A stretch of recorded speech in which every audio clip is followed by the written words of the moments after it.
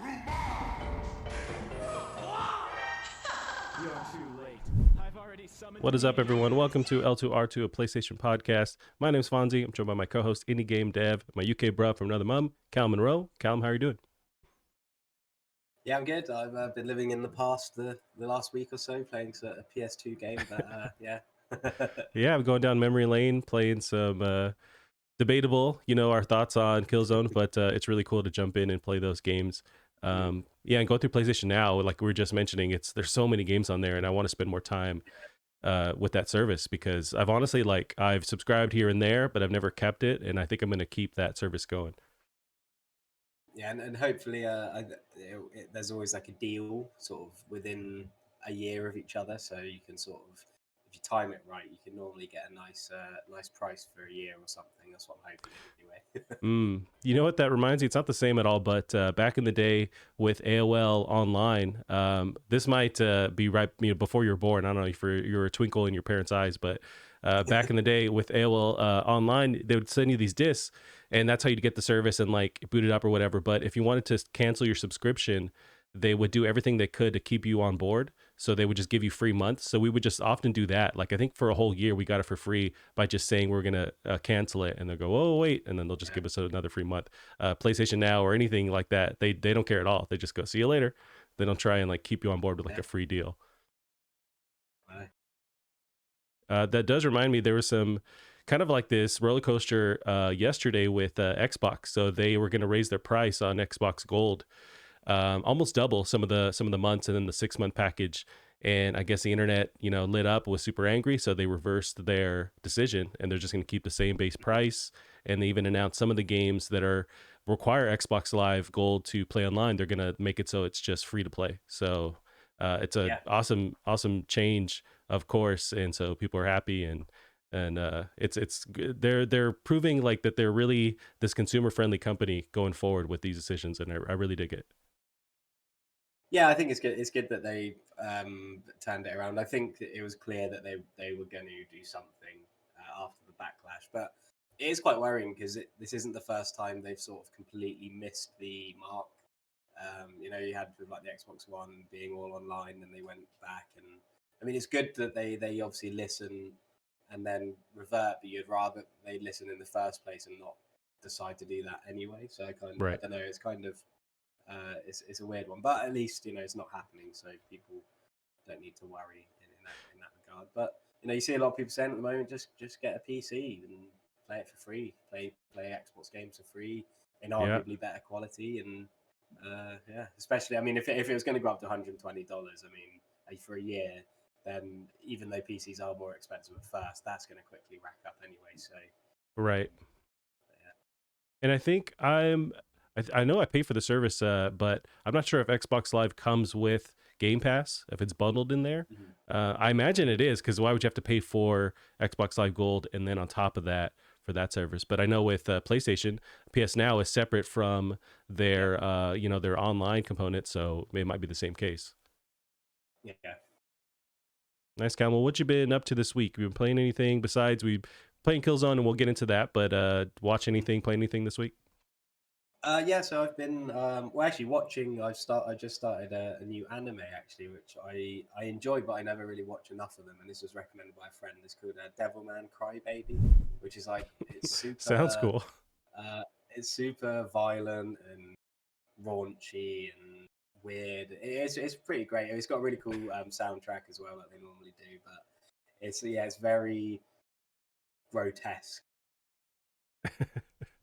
But yeah, no, it's good fun. If you can ignore the fact that a lot of these people are like 16 years old, which is where it gets a bit weird. But that's always the case with animes. Like at least the popular ones lately. My niece and nephew are huge in anime, and it's always like they're in high school or they're playing volleyball, and for some reason they have to like murder each other. That's always the connecting thing. But I've never heard of that one. I'm just not a huge like anime fan, but you're digging it. Yeah, I like it. Yeah, it's very weird, and it's the first anime I've watched in a while, so it's sort of just trying to get back into that frame of mind. But yeah, no, I've been watching some of that, and what have I been playing this week? I started the Banner Saga actually at the beginning of the week on my PC. which I think is on PlayStation as well. And I've been meaning that's a game I've been meaning to jump into. I think it's been sitting in my Steam library for quite a few years, and that's really cool. I only played a little bit of that, but that seems pretty fun. And I finished Greedfall as well, which was it was good, great game, but it just gets very long towards the end, especially at the end. It really longs it out and pads it. Mm. And I feel like I've been playing something else. Oh yeah, I played some Watch Dogs Legion as well, but I'm not really allowed to talk about that until next month because it's all under embargo. Ooh. But yeah, yeah, mostly Killzone obviously, and yeah, Greedfall took up sort of a bit of my week just as I was finishing that off as well. But yeah, other than that, not a huge amount. Yeah, same here with games. Besides everything else, just Killzone for me. I have been super crunk this whole week. It's fight week. There's this huge pay-per-view happening with Conor McGregor. He's coming back, and they're fighting tonight. So I cannot wait. Oh, okay. I'm super crunk for that. And but before that, after we record here, I get to sit for 3 hours and get a new tattoo. So I get to bleed for 3 hours, Oh, lovely. and then I get to Yeah. watch professional athletes bleed for another hour and a half. So I'm pretty stoked. Yeah, I don't know whether you get the same after tattooing as well, but I mean, especially after like a day session where 6 hours or so.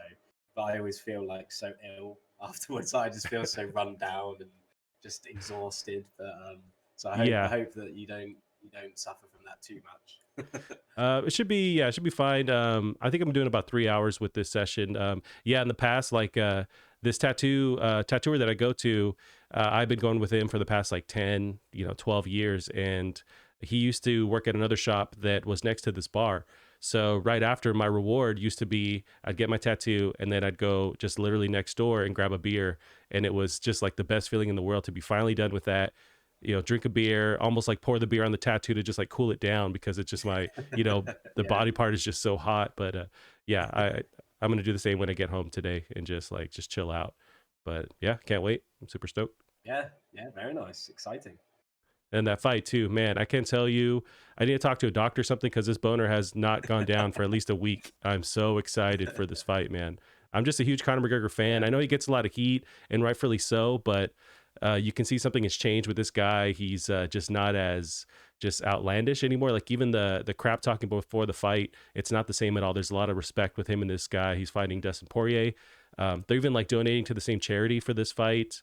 It's just all around like super positive, and yeah, cannot wait. And I'm just glad to see him fighting again, and he brings so many eyes to the sport. And yeah, it's going to be interesting. They're trying to tackle like illegal streaming this year, kind of clamping down on it. So we'll see if that happens for people that I know, neighbors. I don't do it, so it's all allegedly. So we'll see if those people have issues. I won't, because I'll be paying my hard-earned dollars for it. So Sure. we'll see how it Oh, goes. you will. Yeah. You'll manage it. You'll get it. I might be peeking through somebody's window to try and catch footage of it. Oh, that reminds me. This was like maybe a year ago, but there was this guy, Twitch streamer. He had loaded up, he made his stream look like he was playing one of the UFC games, like UFC 2. That, yeah, but he was uploading the same, like the actual footage of the fight, and then he superimposed himself playing with the controller. Oh man, I just think about that every couple of months. It's just beautiful. I think he was able to do it once, and then it was quickly shut down, but it was such an awesome idea. Yeah, it is. Yeah, it's mad how, I mean, I get the same with football. Trying to watch sort of the football team that I follow. You find like a really great stream, and then it just gets taken down. And the problem is, it's normally, although there's so many different streaming websites, it's normally the same stream that they all show. So as soon as that gets taken down, that's it, like across them all. So it can be very frustrating. But I think something as big as a Conor McGregor fight, as much as they're probably trying to crack down on streaming, there's not really a lot you can do with something that big. That's a thing. And I think if they need to just crack the code with their pricing model, because it's what, $60 to watch, at least in the States. I think it's cheaper in the UK. They have some kind of deal with like BT Sports. So it's just a little too expensive. And if you look at the NFL, which is huge, they don't charge anything. You can pay to like have a streaming app on your phone. You can do that kind of stuff, but you can watch this free on TV, and they still get so many views. They have advertising going on. So they need to get into that model and kind of leave that pay-per-view model. I think it'd be just way easier and they'd get more fans doing that. It's just, Yeah. it's hard for people to fork over 60, $70, every month for these fights. But yeah, Mm. it's, they need to switch it up, I think. It's a shame we've got the different promotions, especially in combat sport, where there's just so many different promoters, and they all have different deals with different TV stations, and yeah, it's a real pain. I mean, we over in the UK, especially for boxing, we've got like BT with Tyson Fury and all that, and then you've got Sky with Anthony Joshua, and Hmm. it's yeah, a whole thing. But yeah, it'd be nice just for them all to just be aggregated to one place, just or even just all sport. That'd be nice. But yeah, I think it's a good way to milk cash out of people. Pretty much, yeah. Um, nice, Calum. So we'll get into some conversation about Killzone. So we've been playing it for about a week now. I've yet to finish it. I got super close. I'm about like three quarters, a little bit more than that. Last night I was trying to get through it, and I've let's get your thoughts first. I'm way more positive on it now than I was originally. Mhm. I kind of Yeah, hit that switch later on. But what do you think yeah, about going back into Killzone HD that we're playing? yeah. I think normally whenever I play old PS2 games, I think the first one that really drove it home was Jack 2. That's like a game that I used to love when I was younger, but playing it, even the PS4 remaster, it's so difficult just because the controls aren't as precise. They don't translate.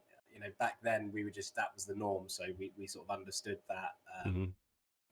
the way things moved. But now with how fluid animations are and how fluid movement is, it feels very different. And Killzone definitely is no different to that. Which is why that's why I put it on. I put it on hard difficulty, mostly because I thought, from what I remembered, it's not a very hard game. It's quite fair in how it gives you a lot of cover. It gives you the AI is quite fair as well. They don't like rush you or do stupid annoying things. I don't find. So I thought I'll put it on hard because then that will sort of force me to get over that initial bump of like, oh my god, this feels horrible much quicker because I'll have to be forced to get good at it. And yeah, similar to what you said, the first chapter is just quite objectively poor. But it does start to, as your squad starts to, you start to, unlock all the other characters, and then you have your real squad, and they've got their own dynamic, and I quite like it when you have a squad of people with you in a game as well. Yeah, I'm actually really, really enjoying it. Same as you. There was a point where it really clicked, and I started to get a feel for the shooting a bit better, and sort of understand how the AI act and the best way to do things. But yeah, I'm on chapter 9, I think. So the sort of the snowy mountain bit, and I'm Ooh. at a part which is actually quite difficult because there's lots of rocket launcher people. Um, but yeah, I'm really, really, really enjoying it. It's not too difficult. You just got to be quite careful and deliberate. But the story wise, I love it. I mean, I think Killzone's always had a really interesting premise, and I love the characters in the first game, and I love how they come into it later on.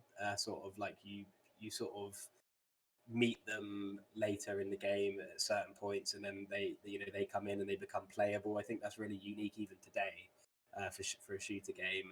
And I love how Rico and Hacker sort of argue all the time, and Yep. I know that Templar and what's her name, Luger, they've Luger, got a yeah. history, and it's really cool. I didn't actually notice it until I played it. But Luger is of course a shadow operative who are the people from Shadowfall, which is the other end of the series. So Ah. that's quite interesting. But yeah, I really like it. I think it's got. I mean, it definitely does have its problems. It's very um, simple and basic in a lot of ways because it was meant to be more of a visual showcase, which it definitely still is. But yeah, I just really love the vibe of Killzone. I think they all have like just really a really great feel, and in terms of like the story and the setting, and the soundtrack is some of the best video game music. Yeah, I think it's a really great game, and I think it is probably the weakest one, and it maybe hasn't aged too well. But I'm still enjoying my time with it, and yeah, I'm looking forward to seeing it through. And yeah. Yeah, I had a harder time in the beginning with this game. For me, it was the controls, which I did figure out thanks to you that you can remap them. I was Mhm. playing the way God intended for the first 2 hours, and Yeah. having a rough time there. But I I ended up being more positive on it. It was just issues in the beginning with it was all kind of at once. I did not like that intro level with this very just kind of brown, bland aesthetic. Which Yeah, looking back, I'm a bit more fond on it now. But originally playing it, it was just kind of just visually boring. You have the sound effects, at least with like you'll have your AI buddies and then the sound effects from the enemies, and it's all kind of like mono or 2D where it's flat. So sometimes yeah, somebody's talking to me and they're across the way, but I just hear them right next to me. So it's really hard to kind of figure out where you are and who's trying to talk to you. A lot of those audio bits are very cheesy too, with the Hellgas just constantly saying the same thing, or your buddies, saying this very cheesy line. But there's that was kind of rubbing the wrong way. The controls itself, I got used to them, but I didn't like the floaty nature of when you're reloading and when you're kind of swapping through weapons. They have to do that same animation of kind of getting your weapon ready, but it's like moving your camera around to the point where I did yeah, not like that. yeah, The grenade too seemed very floaty with how you have to, and then you get used to kind of priming it before you throw it, because the AI, which I've actually grown to like the AI, they'll run yeah, away from that grenade. So if you just toss it, they're smart enough to move away.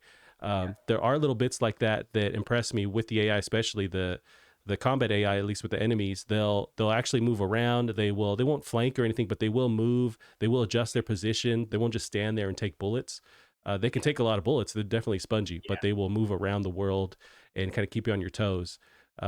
You mentioned you're playing on hard. For me, I was playing on normal, and I was still having a bit of a difficult time because, at least for me, the game really wants you to not just rush through it, because if you do, you're just gonna die. You kind of have to, yeah, intelligently move around and think about health, because it does recharge, but it's very slow. So you really have to yeah, like kind of plan your route a little bit.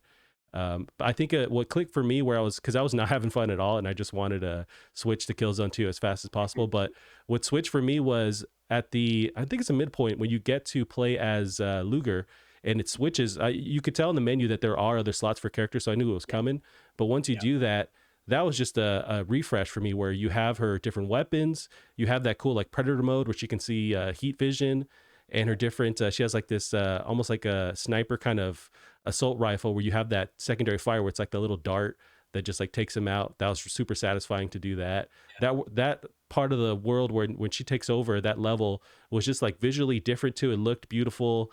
It was just that first part where everything's so gray and boring. If you go into the warehouses, they're just like empty and devoid of like texture and stuff. I was just kind of really disappointed, but they backloaded the second half of that game with all the cool environments. I wish they would have done that in the beginning to kind of keep me going. I wish I would have got Luger faster and kind of switch up the gameplay a little bit, and that would have just reinvigorated my play experience by having those characters earlier on. But that once that happened, then I was turned where I was having fun. You get to play as yeah, Rico, and he's just this walking tank, and his dynamic with Haka eventually is really cool. I didn't like I think the cutscenes are strong. I was actually pretty impressed by how strong those cutscenes are. The voice dialogue, or the voice acting rather, is really cool and interesting. You start to get attached to the characters. But you mentioned the score. I noticed that in combat, or when you're actually going through the levels, there's almost no audio or no music. You yeah, hear the people talking, but like there's no audio. But I think the cutscenes especially have that cool yeah. soundtrack score going on in the background. Yeah, I think when I sort of, because I kind of forgot how much I loved that soundtrack, and it was when I was on the menu, where and this has the same menu music throughout 2 and 3 as well.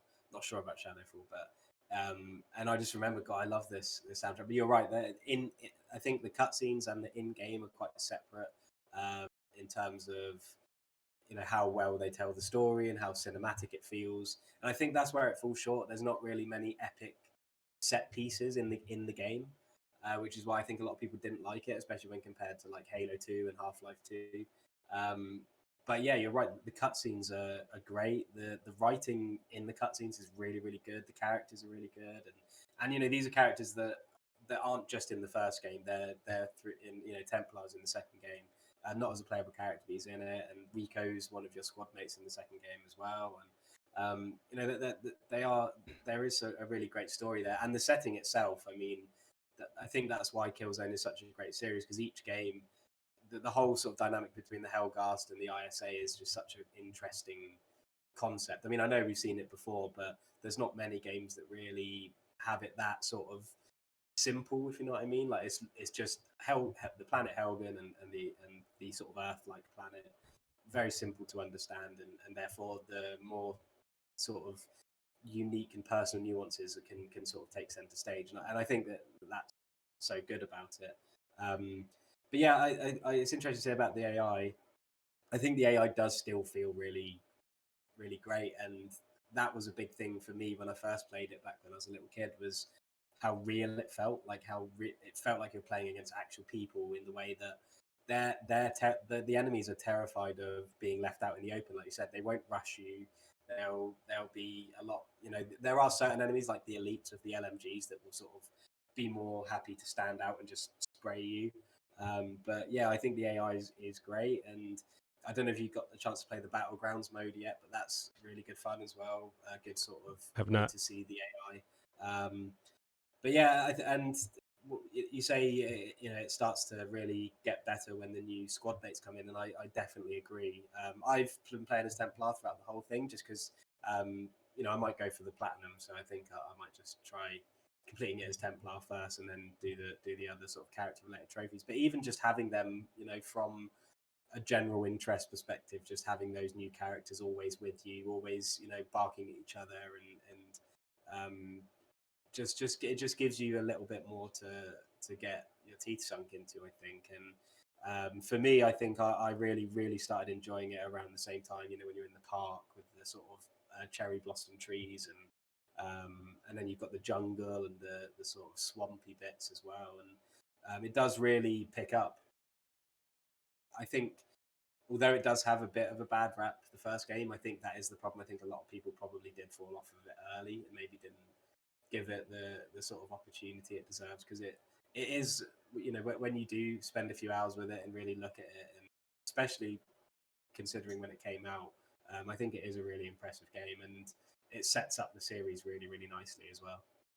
Yeah, so this released originally in 2004, and it's interesting to think about the level of shooters that came out that same year. So they had Halo 2, Half-Life 2, Doom 3, you had Far Cry, Metroid Prime 2, and then Counter-Strike Source also released that same year. So I think this kind of got, you know, get lost in the shuffle because it's just, I would say it's not on that level, but it's also on PS2 hardware, and it's the Yeah, first, you know, FPS from Guerrilla Games. So considering all that, it's still pretty strong with what they were able to come out with. And I think yeah, a lot of limitations are because of the PS2 hardware with the visuals. It is beautiful if you look at it in that 2004 context, but there are times, at least beginning in that first half of the game, where the world is very just bland. But as you get later on, there's really cool skyboxes. There's awesome environments when you're on there's that beach level where you're looking for a boat, so you're along that beach, and you have weather effects coming in. Eventually, when you get to that snowy part, you see mountains for the first time. Like there's actual skyboxes around you, not just the fog. So you have those cool mountains and the wisping of the snow around you. Like it gets really interesting and really visually interesting. It's just that front half of the game is, for me, just almost like turns me off from playing it. I'm glad I kept getting through it, but I would have liked them to switch up those levels and maybe had some stronger ones in the beginning. At the same time, I do like that World War One feel they're going with that first level. You have those trenches, the barbed wire, the destroyed buildings. Like I get what they're going for, but it's just there's so much fog, and then they have to kind of make an exception when you're in the buildings where there's just no textures. And so I'd see what they had to do with PS2 hardware, but it really opens up that later half of the game and yeah, looks more visually interesting. But yeah, I mean, it's a strong release, and it really sets up, like you said, for you know, sequels where they can improve on this, and then they have that, you know, advanced cell chip which bit them in the ass later on, but like they're able to get some really awesome visuals with the PS3.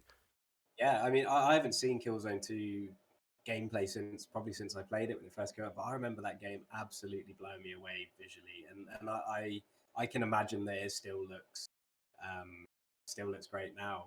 And I think one thing with Killzone One that I don't really like is the checkpoints. It has very PS2 era checkpoints, like Yeah. probably one per mission, which can be a bit of a pain. But again, if you're careful and deliberate, the game does give you a lot of chances to you know, take cover and be okay. You never really, I haven't really felt that it's ever been like, there's ever been times where it feels unfair. It feels like, you know, this game was tested in terms of how it should play and how where cover should be put and how enemies should react and things. I think from that perspective, it's great. Um, but yeah, in terms of you saying about how it sort of sets up the series and gives it a good sort of technical grounding. I think it sets up the story great as well because Killzone 2 is all about the counter attack.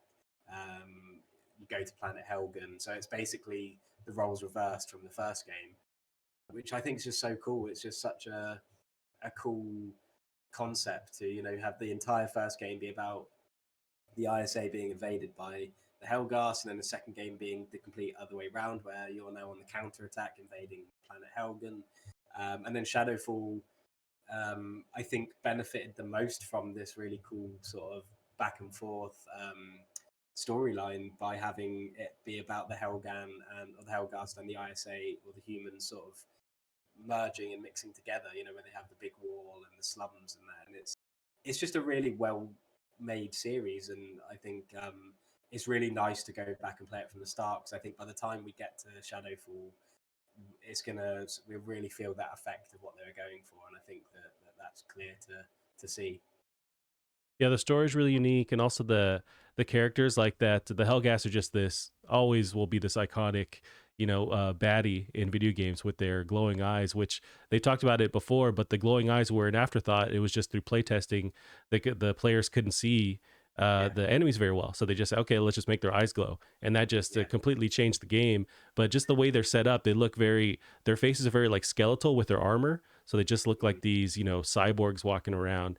That was yeah, really dope. And yeah, I love that idea. I love what they're doing with this world, and it makes me want to keep playing that game, trying to unfold the story. I dig the mixture of, and I think this was a response to games at that time. So you have the sci-fi tech mixed with like almost like a World War shooter, and I feel like they're trying to at that time respond to like say Call of Duties. This is before Modern Warfare, but respond to those strong Call of Duties, which were always set in that World War II era. But then also you have Halo, the juggernaut that Halo is. So they're trying to mix those worlds together, and they ended up creating this unique, mixture of sci-fi and like standard, tech. So it's a cool world, and it's still, I ended up digging it more, but it was always a race to just finish this to get to Killzone 2 yeah, because I think I'm gonna have yeah, way more fun with yeah, the just the world, the visuals. They kind of update the controls. I'm hoping that I imagine there's like a jump button. Maybe they don't need it, but just kind of revamping and switching up the controls a little bit. I'm hoping the weapons aren't as floaty as this one, which I got used to, but I don't want to have to get used to it. I want it to just like feel natural right away. But yeah, I ended up being more positive on it and not a negative Nancy like I usually yeah. am. That's this first half of the game. It's a real shame that the servers for Killzone 2 are down because that I don't know if you ever played it, but the multiplayer on Killzone 2 was just unbelievable. I mean and Killzone 3 as well to be fair, but I don't know whether this is just because I can't remember many people talking about those games, but I just remember those maps being just so incredible and just the general just multiplayer systems and everything. It was just such a great multiplayer, and it is a real shame that we don't see Killzone back to PS5 because even Shadowfall had a good multiplayer. But if they could replicate the same feel that the Killzone 2 multiplayer had, that would be a massive success. I think. I mean, it was really good. I think you can play it off like an offline version, so with Killzone 1. So I'd Mm. definitely jump into that when you play Killzone 2 just to see how great the maps are and the game modes and everything. But yeah, I think there is just a real attention to detail in the Killzone games and in all of Guerrilla's games. And I think sometimes there might be a bit of lack of attention to some things, but when you really see where they focused, it does speak volumes. And I think that you get that even in the first Killzone. Yeah, you're right with the multiplayer. So I never got the chance to play it.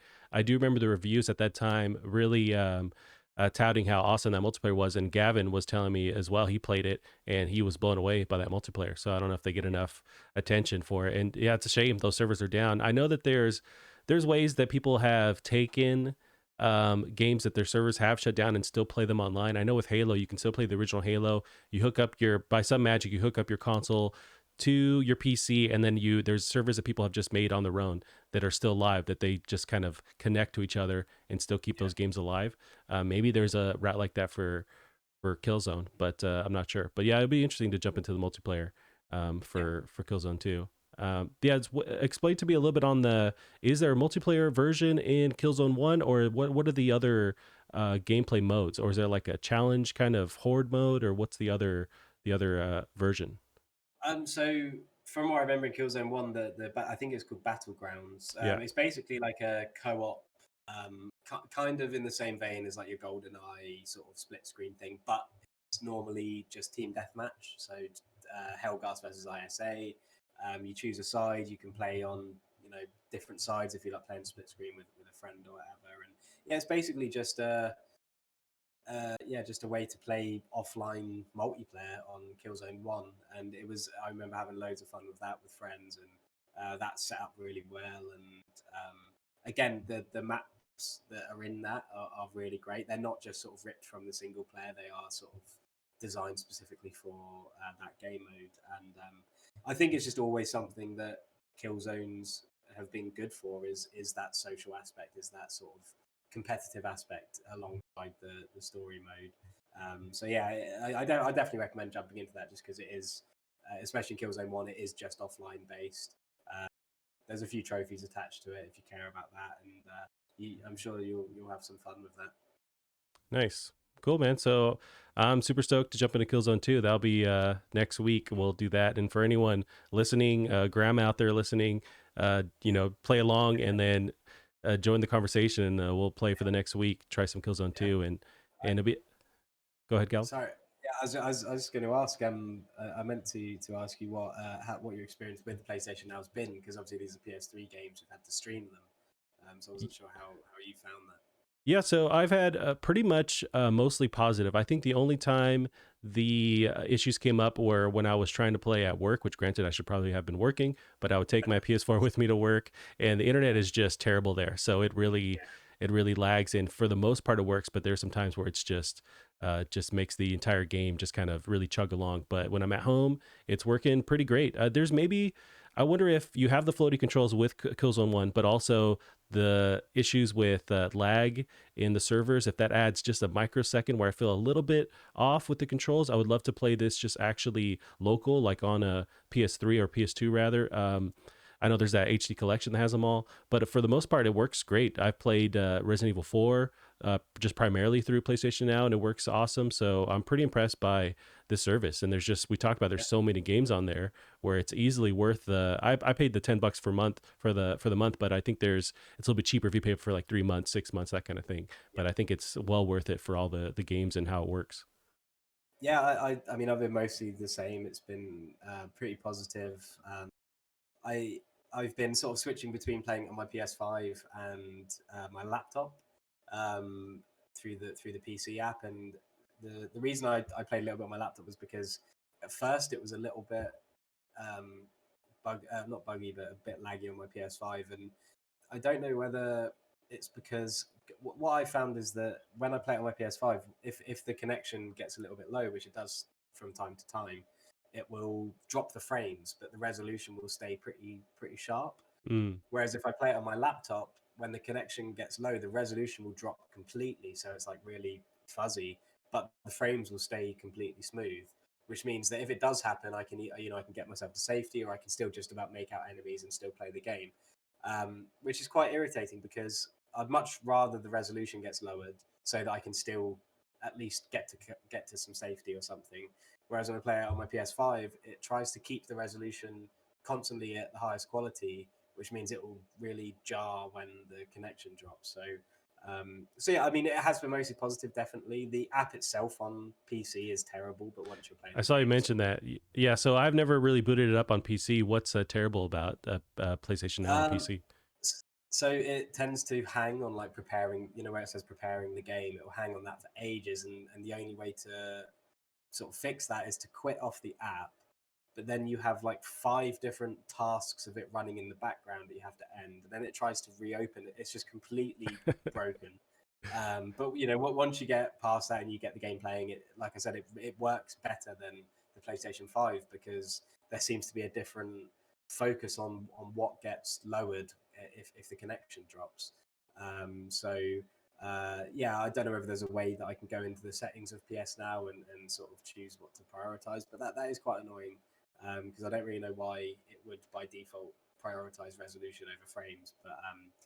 But yeah, it's definitely interesting to stream games. I've played some streamed some games on PS Now before, and I've had pretty much the same experience. But I was kind of hoping that the PS5's new Wi-Fi card and everything would make it a bit more seamless, but it doesn't seem to be the case. I mean, overall, I haven't been massively impressed by the PS5's Wi-Fi. So hopefully that's something that can be made better, and especially in terms of PS Now with some hot fixes and things. Yeah, I'm with my PS5. I'm primarily having it always connected like through Ethernet. So Yeah, just trying to get like the best connection. But yeah, it's interesting. I know they can't really do it with PS2 and PS3 games, but I know there's at least the option with PS4 where you can locally download it and then play it. yeah. I want to say that's only for PS4, but I guess with PS3 because of the PS2, cell. PS2 as well, but Oh, just okay. PS3 stream. It's because of that damn cell chip. Yeah, I imagine they for whatever reason they can't unless they put another cell chip in the actual motherboard. It's like you can only stream Yeah, it. So yeah, this yeah, is a game I'd love to just play locally. But I have looked online. You can find the HD collection for not that crazy, so you can play it, on PS3. So I might look into that. But I think for the most part, PlayStation Now works fine. So I'm yeah, gonna keep yeah. going with that.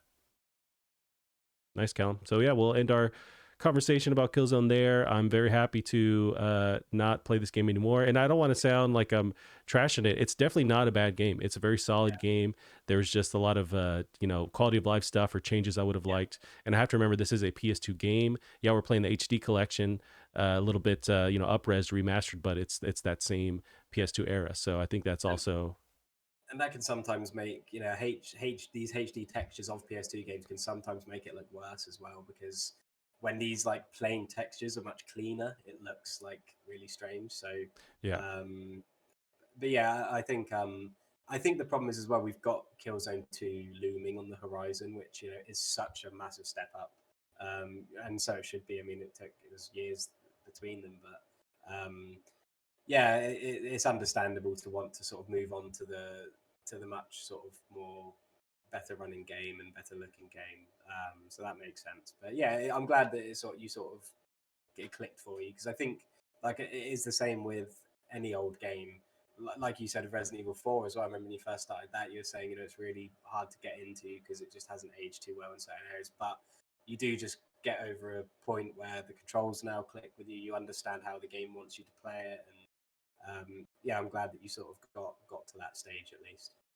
Yeah, that's always, I imagine, for the developers a hard battle to fight, because you want that game to be as intuitive as possible for gamers early on so that they don't just stop playing.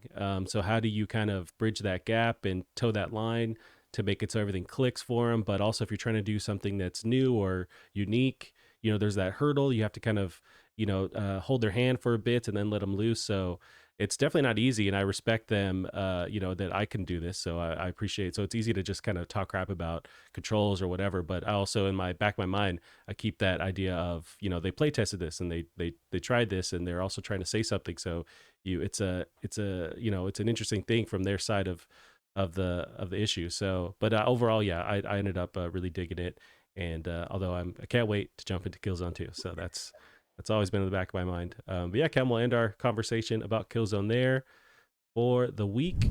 So we got some news. We got some news that happened over the week. Let's go to our first one here. Pretty big was we finally got that RE8 demo gameplay. We got the Maiden demo released. We got some news on a multiplayer game from them. So let's jump into that. So we got Resident Evil Village.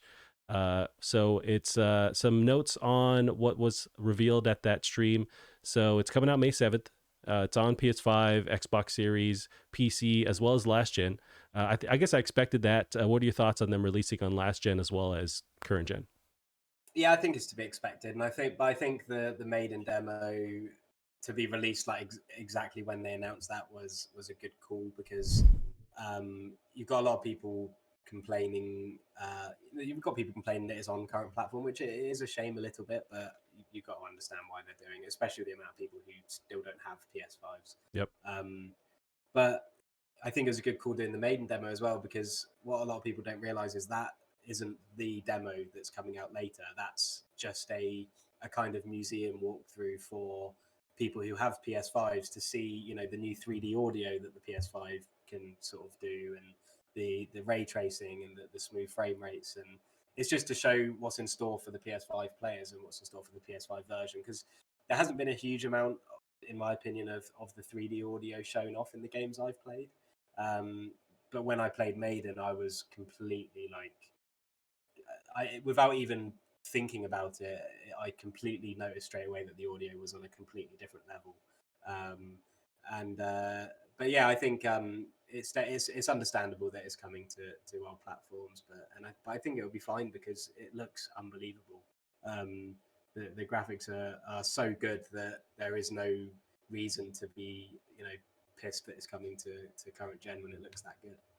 Yeah, the RE engine is insanely versatile. Where I mean, we've seen it on PS4 and it looks awesome. RE7 looked great. The remasters of 2 and 3 looked amazing. So this engine has definite legs on it. So it's going to look fine on current gen or last gen and look even better on next gen with the different, you mentioned audio features, ray tracing. So it's going to be great. And yeah, that's of course because we're still in this middle window, which happens every gen, where you have this cross-gen release and everyone, they know where the money is. Everyone has PS4, so it's like you gotta make sure you have a presence there.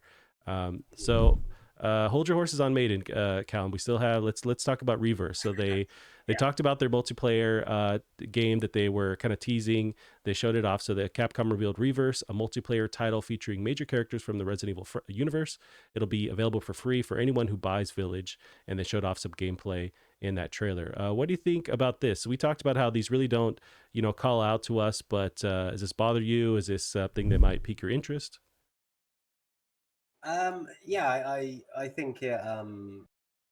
I think I was pleasantly surprised is probably the best way to put it. I did say before, I don't think they need to do this, but I think it actually looks pretty fun, and I think the different visual style they've gone for, that kind of cell shaded, hexagonal, pixelated sort of filter they've got on things, kind of separates it as well as something not to take too seriously. I mean, you've got Leon turning into Nemesis, so I think it's pretty easy to take seriously. I actually it pressed all the right buttons for me. I think it looks like a fun little thing. It's a bit strange how the characters are quite small in comparison to like Right. the rooms, but yeah, I think it looks like a lot of fun. I'm looking forward to playing as Nemesis, or fighting against all these different characters, and I like it when a game like Resident Evil that has so many characters across so many different games. I like it when these universes sort of collide. I'm a big fan of like Final Fantasy Dissidia and all these kind of crossover things. So yeah, I think it's out of everything they could have done. I think it's a pretty good effort.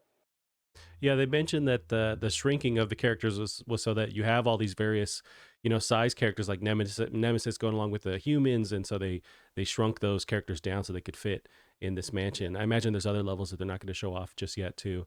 But it's interesting. It looks like a fun, multiplayer experience. This one, I think I'm a little bit more interested to play versus Resistance, but it just looks more arcadey and fun and just easy to jump into. But yeah, it's cool. I mean, they keep doing this. They're trying to crack that code, trying to get people, paying for their version of V-Bucks or RE Bucks, which will eventually do something like that. They're trying to, succeed with this multiplayer, always on kind of thing. And so as long as it doesn't, affect other stuff, like it doesn't make it so other RE releases take longer. And maybe it will, but I think it doesn't hurt for them to just keep trying to make something that's successful. It's hard for them to look at, say, Fortnite and all these other popular shooters where they have this engine, they have these characters that people love. They want to try and crack that code. So I don't mind it. They'll keep trying, and that's cool. And it's free. It comes with Resident Evil Village, so that's cool too. Yeah, yeah. It's just a pleasant surprise, I guess. But yeah, It's got that Ada Wong, so you can't really complain. yep. You got Ada Wong. If they get the tall lady in there, I'm in there day one. I tell you what. That'll be some DLC or something. Yeah, They'll prey on you for that for I'll sure. pay the money for that tall lady, but she's got to be tall. You got to keep her tall. I don't want her shrunken down. None of that nonsense. She's got to be, trying to cower over stuff. Tall in all the right ways. Oh yeah, that's what I'm talking about. So we got along with that, they released the RE8 demo for Maiden that same day. So you've played it, I played it. What are your thoughts on this kind of not really demo, but like a walkthrough experience kind of thing with this engine? Yeah, I loved it. I think it displayed all the right things. You know, we had our uh, great visuals, great light. I mean, amazing lighting. Kind of different environments as well. You know, you've got the sort of dark dungeon and then the sort of really nice, majestic sort of mansion as well. The audio was really unexpectedly good as well. I mean, really set a horrible ambience. You know, I was constantly looking over my shoulder in the game, and you know, it wants you to take your time and search things and examine things like all Resident Evil, because otherwise you risk the you risk having to go back on yourself, which is normally where they not like to put all their horrible things in. But yeah, I loved it, and you know, it displayed you in a few of these backtracky sort of puzzle, well, not puzzles, but bits you have to examine, things like that, and it was terrifying without even having to have any physical enemies there. I mean, obviously they are at the very end, but yeah, I thought it was just the right amount of showing off that you know we want, especially considering we haven't had a huge amount of big next gen games. So yeah, it's made me really excited, and I'm excited for the proper demo as well. Yeah, I think they mentioned right away that there's no combat, and the fact that there isn't combat made me even more terrified. I think because I don't have a way to defend myself or to attack, so I was even more on edge, which I loved. And you mentioned the sound design; yeah, it's great. There's times where I'm walking around and my footsteps make so much noise, and it's almost like I have four sets of feet because I'm just walking around it like tap dancing apparently. But it keeps you on edge. Where is that my footsteps? Is that the anemones? You know what's going on?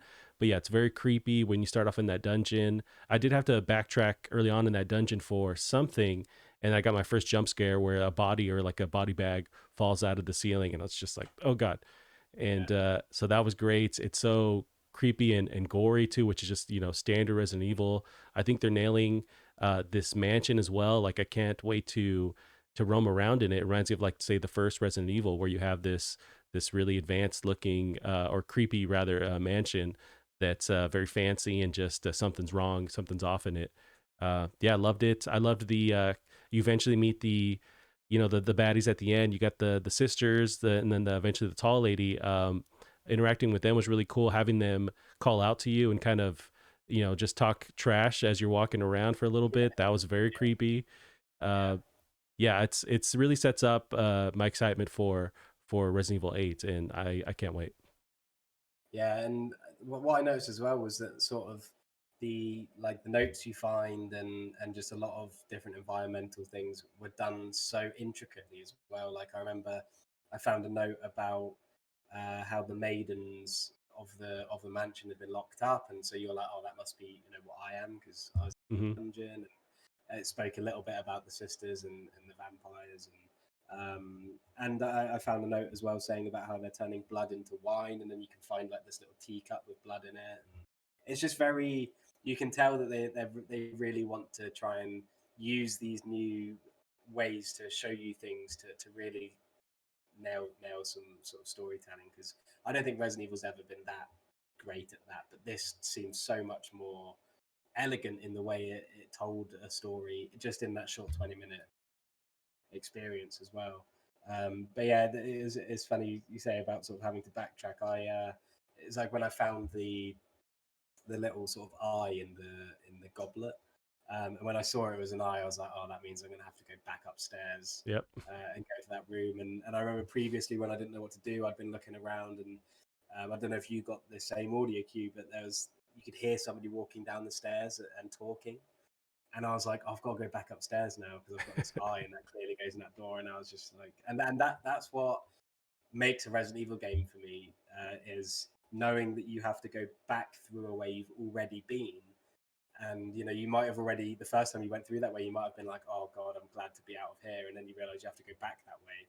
And it's just such a effective sort of scare tactic, and it really, without anything even happening in the game, I was terrified because I knew that I had to go back the way I came, because they like to hide their jump scares. So even when they don't have anything, just that worry that there's going to be something there now is always present. But yeah, I loved it. It just got me really excited. But also I'm now really scared to play it. So there's that too. I saw the I don't know if you saw the image of the map that sort of, I don't know if it got leaked or shared or whatever. No, I haven't seen But that. I saw how big it is as well. And I was like, oh god, there's going to be so many opportunities for me to be terrified in this game. But yeah, I can't wait. It's definitely one of the top games on my radar this year. Yeah, you mentioned the terror in this game. They really nail almost keeping you like just a few steps away from the tall lady. And now her name is, she's always gonna be tall lady in my mind, but they gave her name. It's Lady Desakutra, I want to say. Petrescu or something. It's something like Lady Petrol, something like that. Anyways, yeah. she they always keep you like a couple steps, at least in the basement or in the dungeon, behind her. Like you can hear her or somebody opening doors, closing doors, and then eventually get to the mansion. Now you hear those footsteps. You can actually catch that first vampire lady as she's walking up the stairs. Before she attacks you, you can catch her walking up if you move fast enough, and then she just disappears into what look like locusts or some kind of bugs. That was a cool little bit. If you move fast enough, you can also find the tall lady has like her dress kind of set up in the corner. So I'm playing, my wife's next to me and she's just like, what's that? And I thought it was a tall lady just in this corner, and I about shit my You ran straight pants. over there. Yeah. Yeah, shit my pants, but also was Told attracted. your It's just wife to get very, out, ran straight over to yeah, it. it's just very weird mix of emotions. But Yeah. and it was just there in the corner. I was like, oh shit. So there's all these just different little bits that you might miss the first time. And yeah, I'm really on board. I think they nail with this last with RE7 and RE8. They build that mystery really well. So with the family in RE7, you want to know what's going on because they're so creepy and weird. And then the same thing in this in RE8 where you have the tall lady, you have whatever's going on with her sister's daughters in this mansion. They set up that mystery really well where you want to know what's going on. And then that is the carrot on the stick and kind of keeps you going, even though the game is going to be terrifying. It's like, I want to know, I want to discover, but also that combat is so solid. So yeah, I just cannot wait for this game. Yeah, I had to ask a friend about a part as well after I'd finished it because I don't know if you had the same thing, but when you get the lockpick, so you get out of the dungeon, something happens behind you, and it sounds like something's like woken up and is like chasing you. And Oh, so right. I unlocked the thing and just ran, didn't look back. I was like, I don't want to know what that is. So I said to him, I was like, after he finished, I was like, did you see what it was that chases you? Because I did not look. And he said that apparently you don't see anything, but there's like something banging on a wall or something. And I think it was probably one of I don't know if you've seen in the trailer those like weird zombie things that seem to come out in like the darkness. Oh, sure. So I'm not sure it was something like that, but yeah, that had me running and not wanting to know what was behind me, which is a shame because one of the first rooms you go into is that like beautifully lit room with like the mural of what looks sort of like a Greek kind of Right. That was really uh, cool. yeah, and I just ran through that room because I didn't want to know what was behind me. Yeah, they're talking about how they're using ray tracing, and Digital Foundry did a breakdown, and they can confirm whatever tech they use, they can tell that there are ray tracing elements. So I can't wait for them to really just expose the lighting and take advantage of that PS5 hardware. It's gonna just make this game pop and look even more beautiful. Yeah, there was aspects of, because there's no combat. The first time you meet the first vampire lady, she shows up and basically takes a bite out of you. It was even more terrifying because it's like, I have no way to defend myself. I just have to run. And eventually you find a big lady, the Sukatra or whatever. She's tall lady. She's always tall lady to me. She shows up and takes you out, and I'm just like, yes, please. Man, just a great little, intro demo to this game. And you mentioned, yeah, there is a full-fledged demo coming out pretty soon. They said springtime. So can't wait for that. Even this would be enough to tie me over, but I also cannot wait for that demo.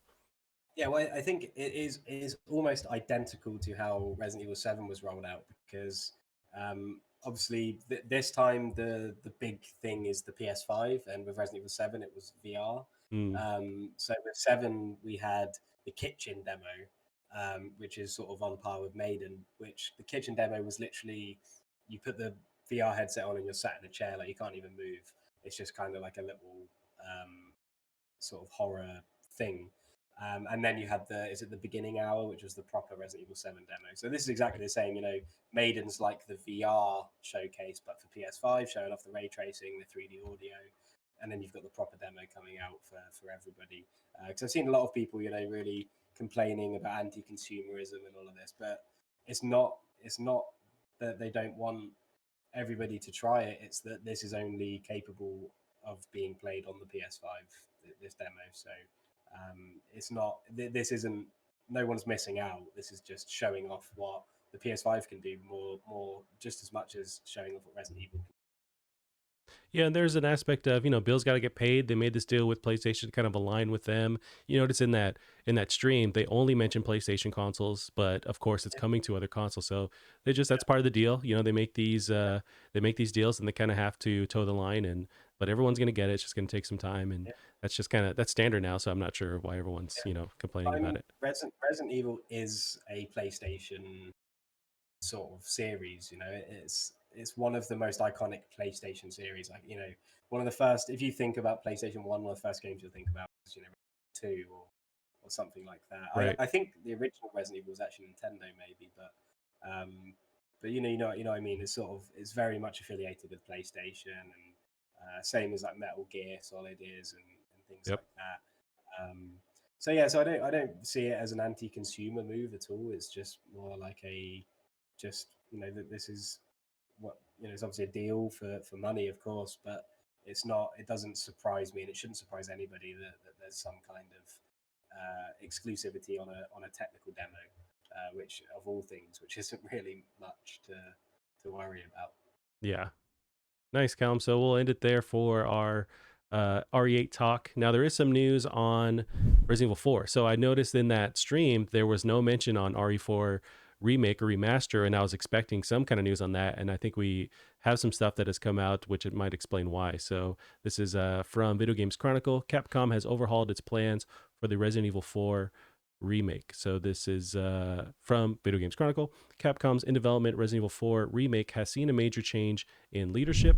New studio M2 has seen its role significantly reduced on the project, with mainline Resident Evil studio Capcom Division 1 brought in to lead the new direction. It's believed that the disagreements that led to M2's reduced role involved the studio's desire to stick faithfully to the template of the original Resident Evil 4, partly influenced by backlash to Resident Evil 3's remake, which did not include significant portions of the original PlayStation game, much to fans' disappointment.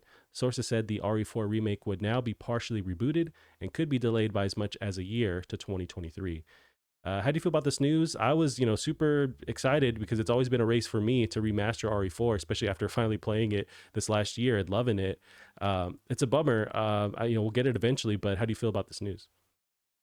Yeah, it's very interesting. It actually reminds me exactly like the Final Fantasy VII remake, which of course was given off to somebody else. Mm, There were some decisions that were made that didn't quite fit with Square Enix's vision, so they took it back. And I mean, look how great that turned out. So I don't think this is by any means a worry. Um, but yeah, I think the only thing I sort of have a problem with is I've seen a lot of people speaking about this, about how Resident Evil 3 wasn't received well, or in general, because there were parts missing. But I don't think it's because it didn't follow the game exactly. I think it's more the length of the game. It wasn't that there were parts missing that were from the original game. It was just that there weren't enough parts in the game, kind of mm, thing. So I don't know. In terms of Resident Evil 4, I'm not really sure how to what I want from it, because at the end of the day, to me, Resident Evil 4 is easy to play still. I mean, it's on every platform. It looks great. It's still, a brilliant game, especially compared to sort of 2 and 3, which are very, very old. So I don't know whether I want something really different, so that it really separates the two, or whether I want something, along the same lines. I'm not. I'd probably want something a lot more different, to be honest. Just as long as it is a similar kind of experience in terms of its length, its scope, and everything. But yeah, I mean, there's going to be lots of topics like this leading up to it, and I don't mind. I'm just excited to see what it is. I've got every faith in them. Again, it's sounding a lot like the beginning to Final Fantasy VII Remake's development, which made everybody think it was going to be awful, and then it came out and everybody loved it. So I'm optimistic about this because it just does remind me a little bit of. Yeah, I wonder. So with RE4, it is such a strong game still, where I'm almost curious what those changes would have been, and I would love to maybe years later we'll find out what that team actually wanted to change, and I wouldn't mind them doing that and just proceeding with it because you can still play RE4. It still looks great and plays great. So I would have loved to see them, change a bit, depending. I don't know what they were going to change, but I like that idea of them kind of switching it up because you can still go back and play the original RE4 and it's still strong. So does this mean we're just getting kind of a prettier RE4, which I'm not mad at either, but I would have liked to see them take a chance and switch up aspects of this game and maybe improve it. Honestly, we'll see years later. I imagine they'll finally reveal like, oh, here's what we're gonna do. We're gonna add this, that, and the other, or you're only gonna play as the daughter, or something like really wacky. I wouldn't have minded seeing that change, but maybe we'll never hear about So what they were gonna so do. it looks like. So I don't know if I'm reading it wrong or not. So M2 have now got a reduced role because they wanted to stick faithfully to the template, right? But Capcom want to make changes. They want to change it up. So Is I that what? interpreted it as they wanted to change some aspects of the game, and Yeah, then because of the backlash on RE3, and the response was to go back to something that more mimics the original game, which yeah, arguably RE3 didn't do apparently to some players. So yeah, that was my interpretation, but it might be the other way around too. yeah. Because it says the disagreements that led to M2's reduced role involved the studio's desire to stick faithfully to the template. So it's M2 that wanted to stick faithfully to the template of the original, but then Capcom obviously want it to maybe have some differences to its original template or whatever, which I think is good. I've seen a lot of people saying, "Oh, this is Capcom trying to." But this is the thing. I don't know what they think Capcom are trying to do. Like they want to make a good game. There's Right. no conspiracy here that Capcom are trying to like seeing what M2 are doing, going, "Oh, that's so good. We need to take that away and make it really bad." Like Capcom want it to be great, um, and even if it is M2 that wanted to do this because of Resident Evil 3, I'm sure Capcom have got their own interpretations of where Resident Evil 3 failed and where it could be improved. So, again, I've got I'm very optimistic about it, and simply because Resident Evil 4 is so good and it sort of was released in a sweet spot where I think it'll just age like fine wine. I think it'll be fine for many years to come. So it really is one of those cases where you can literally go and play Resident Evil 4 PS4 natively. Yeah, it'll be exciting to see what happens, and I just can't wait to see what they're gonna do. Exactly. It has aged like fine blood wine, Callum. So Callum, my doggy has switched my TV settings, so I'm going to switch it back. Thank you, Lilu. Okay, I got you back now. All right, so yeah, so we'll switch on to our next article here. We got some more Cyberpunk news. We'll touch lightly because we talked about it to death last week, but we got an update. So Cyberpunk 2077 patch 1.10 out now on PS5, PS4, includes crash fixes and stability improvements. So this is from pushsquare.com. Cyberpunk 2077's update 1.10 lays the groundwork for the upcoming patches, according to CD Projekt Red, and it's out right now on PS4. It weighs in at a whopping 16.9 gigabytes on Sony systems. Update 1.10 looks to fix a load of bugs and hopefully finally fix the game's consistent crashing issues. Update, Callum, it doesn't. So Cyberpunk 2077 still crashes with alarming frequency on PlayStation consoles. In our experience, the crashes don't come quite as quickly with 1.10 installed, but they're definitely still there. So I guess good luck out there, everyone who's playing this still on their standard PS4. It's not looking good with this patch. Yeah, So yeah, we'll follow that. yeah. I don't think we've got. I don't think. I think we've said everything we can really about. Yeah, it's. I can't say I'm too surprised. Yeah, they just need to even delay these patches then to make sure everything's working. It's just consistent, bad news from CD Projekt Red. So I'm hoping, at least for those players out there who still have that PS4 version, like get it working for them because it's and as well with the standard Xbox too. Like at least support those people that still have this version and go from there. But we'll see if they improve it again with another patch. We'll see. Uh, Callum, we didn't touch on Hitman 3's Metacritic. So the game launched last week on Wednesday, has an 84 Metacritic right now. And there's a lot of good reviews out there. I got a lot of good conversation about it. So IGN gives it a 90. Rich, rewarding, and highly replayable, Hitman 3 is one of the barcoded butcher's best appearances. We got Push Square also gives it a 90. On its own, Hitman 3 is a moody conclusion to a generation-defining trilogy, but when taken as a complete compilation, it's the ultimate stealth sandbox. So also announced on Twitter by IO Interactive, Hitman 3 cloud version for Nintendo Switch is the exact same version as the other platforms, but it's a cloud-based version that requires a persistent internet connection to play. So that's pretty cool. IO also, just a couple days ago, they tweeted, IO Interactive recently tweeted, it's the biggest digital launch in the franchise history. So that's dope. Is this on your radar? Do you think you're persuaded to jump into Hitman 3? Yeah, definitely. Before it was released and before it was announced that it was going to have the like the compilation kind of style, I did want to play the first two just to sort of, because my friend really liked him. He said the story's great as well, so that's something that I wanted to play the first two, so I wasn't sort of left in the dark. But if I can play those two in the third one, I might as well just get the third one, and it's definitely on my radar. I just don't know when I'd get it. I know we're going to move on to VR, but I'd like to see if maybe there's any Oculus support coming, because that would be nice and sounds like it would be necessary as well. Yeah, I have heard some conversation about that this is a timed exclusive, and so it might release on other platforms, the VR version anyway. So I'm hopeful. So that can also get it on Oculus or something, Yeah. and maybe with the different controls that aren't with the actual DualShock, because there's some issues with that. So yeah, we'll get into an impression here from your gamer. Hitman VR impressions from the net, and it's from your gamer. Ian Highton has the article. So reflections, draw distance, take a hit on PS4, PSVR rather, pop-in effects, NPCs, and can be jarring if you run quickly through levels. I've touched on how things can be a bit sparse graphically, but even then, the detail to the levels here is outstanding. Apparently, the PSVR motion controllers don't have enough buttons, so you control the majority of 47 with normal controller movements on the DualShock 4, but his murderous right arm is motion controlled using the light bar on the controller. The DualSense is not supported as it doesn't have the same light bar configuration. So aiming weapons using a DualSense motion ability means you have to bring the controller up to your face to aim down sights. Though even then, combat, when you're not struggling with the motion controls, can be utterly intoxicating. Hitman VR is a top-notch virtual reality experience. Sure, it's scrappy and clumsy at times, but when it hits the mark, you can easily lose yourself inside it for hours at a time. So yeah, I guess I didn't realize that they weren't going for the motion controls with Hitman VR, but it seems like the controller does have some strong sides to it and some weaknesses with using it.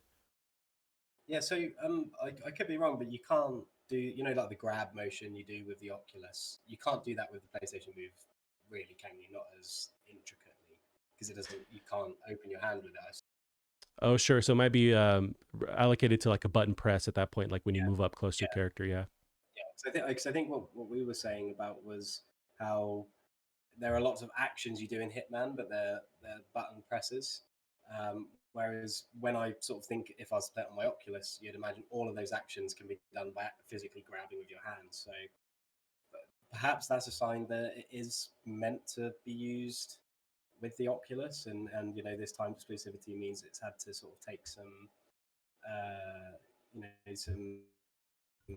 some sort of shortcuts. But because when you watch the trailer, it seems like everything is done by grabbing and everything. So I'm hoping that means it's going to come to Oculus eventually. Right. But yeah, I mean, it sounds like it's still good for a virtual reality thing. And I think when you look at the library of games for the PlayStation VR, I think this is still a big one. So it sounds like it's still sort of an interesting little feature. And of course, it's not the only way to play the game, so it can't really be focused on too much. Yeah, but apparently granted you have that kind of weirder use of the DualShock to create these motion controls, but still apparently people really dig the gameplay, and the visuals look like they carry over really well. So I'm super impressed by the impressions, but also like the footage that I'm watching. So I'm stoked. But yeah, if they can get this on Oculus and other platforms, that'd be great, where you can fully use those motion controls and grab and do all the different stuff that you can't do on PSVR. But yeah, it's apparently pretty positive impressions from the net. Yeah, it's really cool. I mean, I love the Hitman series, and I just haven't played the new three. It's just such a top notch series, and I think that the only Hitman I know of that gets some bad flack was Absolution, and Absolution was an absolutely brilliant game. So a series is good when the worst game of the series is still great. Yeah. Nice, Cal. We'll move on to our next one here. Some bad news. We got Vicarious Visions, Tony Hawk's Pro Skater 1 and 2 has been merged into Blizzard. So this was announced a couple days ago, or just yesterday, actually. So we have GamesIndustry.biz has the press release from Blizzard. Going forward, the Vicarious Visions team of about 200 people will be employees of Blizzard and fully dedicated to existing Blizzard games and initiatives, which means the Tony Hawk's Pro Skater 1 and 2 studio will no longer be creating games as the lead developer.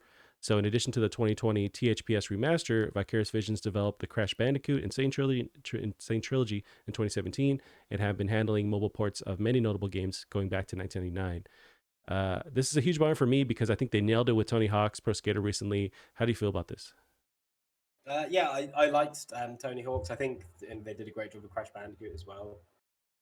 Um, yeah, it's sad. I mean, they're obviously very good at bringing old things back to life in a sort of fresh coat of paint and making sure that these games feel how they did. But obviously, from playing Killzone, we know that they can't feel exactly how they did because that would be horrible. But so yeah, they're very good at that, and yeah, it's a shame. I mean, Blizzard or Activision Blizzard don't really do a huge amount of good things anymore. I don't think, and so hopefully they'll use this. At least they're all going to be employees and they're not losing their jobs or anything, as Right. from what we can tell. So hopefully that stays like that.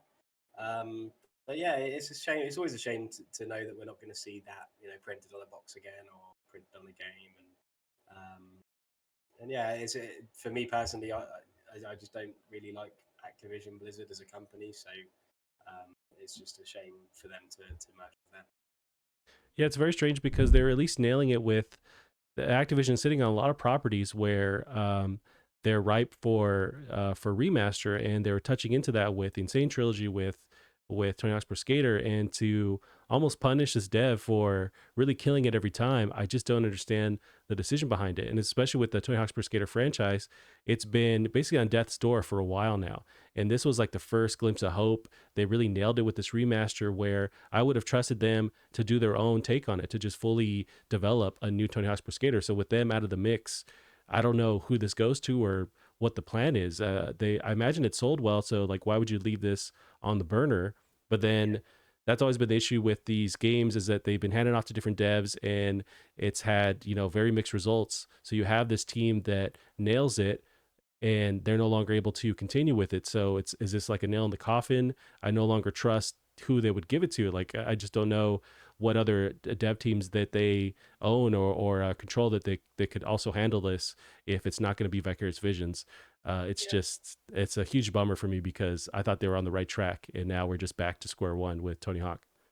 Unless it's just a way for Blizzard or Activision to put their name on these games rather than Vicarious Visions, because Mm, Vicarious Visions were definitely getting the praise for these games.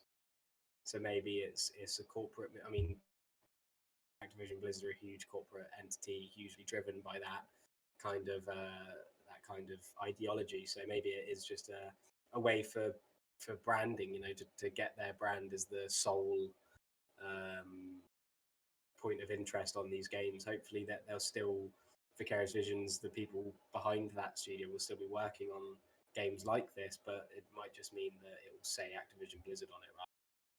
Vicarious Visions.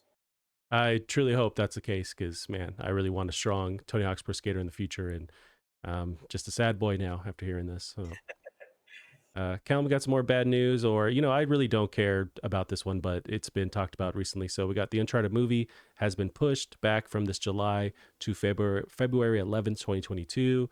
How do you feel about this Uncharted movie? Do you think we need one, and do you care that it's been pushed back to next year? I'm weirdly excited for this. I think like the set photos are cool. I think Tom Holland's a great casting for young Nathan Drake. I really don't think they could have done it for the sort of time the time in his life they're going for. And I think it's a role that he can really grow into as well. I just think it's a good bit of casting, and Uncharted's just so fun. Uh, so I think it can make for a fun film. But yeah, it's a shame. I was looking, it was looking promising, with the photos coming out, and I'm pretty sure that they'd done quite a lot of filming as well. Yeah. So yeah, it's a shame, but I am actually interested to see this one. I think it's a very unique kind of game to make into a film, and I think it will actually benefit from it. Gotcha. Yeah, it's just those movies are so cinematic, or those games rather, so cinematic. Where I think I'm all set on a movie, but you're right. Where I do love Tom Holland. You have Marky Mark playing Sully, so I think on paper this could be cool. They have a different way to create these like huge set pieces, which could lend well to being a movie. So it could be cool. I just at the same time, if they push it back 3 years from now, I guess I could care less. And whenever it comes out, I'll watch it. Yeah, I'll probably wait till it comes out, and where I can stream it at home. But yeah, and there's no doubt that Uncharted was inspired by Indiana Jones, and we don't have anything like Indiana Jones anymore in the movie space. So true. it could be a nice sort of way to make those fun, couple of hour just adventure films, because we don't get enough of them. And I want to see something like that, like Indiana Jones on the big screen. And if they're going to use Uncharted, I think it works because it's something that we can straight away watch and we're familiar with. We're familiar with these characters, what they do, their kind of goals, and so I think this one in particular could work quite well. But I'm pretty sure the Last of Us series has just lost its director too, right? They announced a new director, but I wonder if sometimes shows have multiple directors on various episodes. So I wasn't quite sure if because the press release, because you're right, that was what last week they mentioned that there's a new director, but I'm just not sure if that's replacing the old director or if that's just some episodes will be handled by this new director. But yeah, there is that. So I don't know if what that puts that project on hold or if that kind of puts it into question. But yeah, you're right that that's going on as well. Yeah, but I mean that's another one that I'm not as excited for, but just because we do have films and series like The Last of Us where it is very bleak and uh, in that sort of setting. Um, but I think there's so many people that perhaps we don't think about who don't play games, who these games aren't accessible to them, and they're such great stories that they deserve to be shared with all people. So and it's got. I'm sure Neil Druckmann's doing something with it, so he'll make sure it's at least decent. I'm really excited to see the casting for it. Maybe that will change sort of my mind on it a little bit more. Yeah, I don't know. I think we're getting to an era as well where game writing is a lot more prevalent. I mean, it used to that didn't even used to be a role really. I mean, you'd have obviously people writing, but it was never something that was thought about in like the processes, both creatively and like mechanically. So I think now we've got these game writers who are basically the same as screenwriters, and Yeah. they can really make sure that these things translate properly. Yeah, you're totally right. All right, Colin, we got a next news story here is God of War Ragnarok dev already hiring for the next game. So this is Liam Croft of PushSquare.com. It's evident that Sony Santa Monica will be firing on all cylinders as it slowly builds up the release of God of War Ragnarok on PS5 later this year, if it makes it. But what's just as interesting is that the studio is now actively hiring for what comes after that. In a post on the team's official Twitter account, a position as art director is advertised for the development of a new unannounced title. The video attached features God of War, but that does not mean this project is necessarily attached to the franchise in question. How do you feel about this, Callum? I wonder what else they would be working on. Maybe they're really excited to that team to just work on something new, even though they've killed it with God of War with this reboot. What do you think about them tackling a new property? Yeah, I think it's great that we're finally getting a new Resistance game. I think, but no, Don't hold I your think it's breath. cool. I think these massive studios like Santa Monica and Naughty Dog, and they've clearly made huge success financially. There's no reason for them not to hire and split off teams and create new games, because that you can't have too many exclusives. Um, so it's really exciting, and I know a lot of people have been talking about Corey Barlog saying about a Mandalorian game.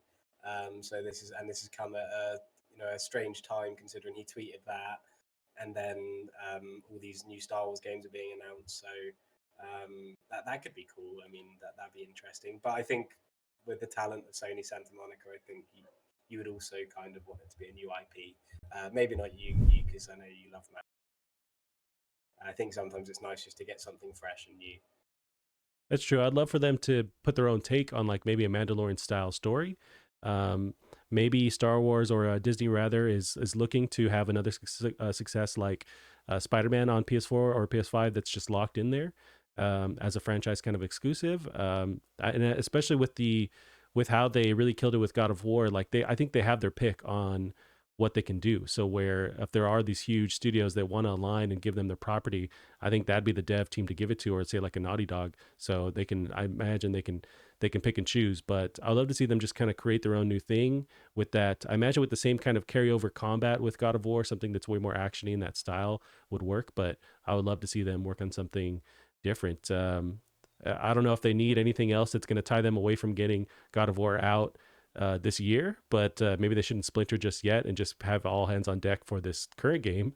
But it is interesting. So yeah, I'm But excited. it's funny you say that. I think this is. I mean, we were saying that they're the ones who said 2021 in the middle of the pandemic. They did that as well. So there was a kind of quiet confidence about that.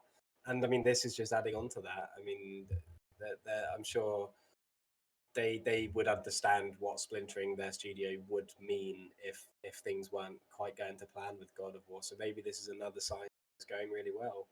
Um, but yeah, I think you're right. I think it'd be nice to see them do something different, like completely different to God of War.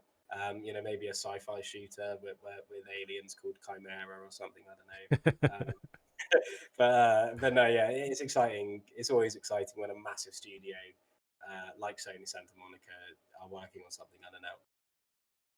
Right, for sure. Yeah, we'll keep following that, and I'm hoping that they can. This doesn't take away from dev time on the God of War Ragnarok, but we will see. So this next one, Callan, more news on another franchise possibly, is Sony's new San Diego team is working on existing franchises. This is from IGN Matt Perslow. PlayStation's new San Diego-based studio is working to expand upon existing franchises, according to the LinkedIn profile of the studio's former head. Michael Moonbauer worked at PlayStation as studio head until November 2020. In the segment of his profile detailing his work with the new San Diego team, Moonbauer writes, his latest achievement is having built a brand new all-star AAA action adventure development team for PlayStation based in San Diego and utilizing proprietary engine technology. This team was assembled to expand upon existing franchises and craft an all-new story for the next generation of gamers. I think this is going to also be the very much rumored reboot or next entry in the Uncharted franchise with different characters. This could also just be that or another PlayStation property. But what do you think?